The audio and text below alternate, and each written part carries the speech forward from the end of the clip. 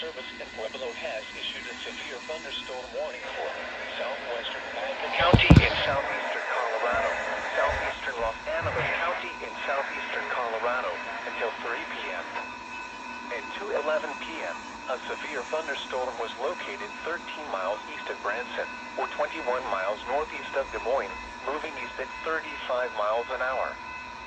Hazard: ping-pong ball-size hail and 60 miles an hour wind gusts. Source: radar indicated. Impact: people and animals outdoors will be injured. Expect hail damage to roofs, siding, windows, and vehicles. Expect wind damage to roofs, siding, and trees. This severe thunderstorm will remain over mainly rural areas of southwestern Baca and southeastern Los Angeles counties. For your protection, move to an interior room on the lowest floor of a building.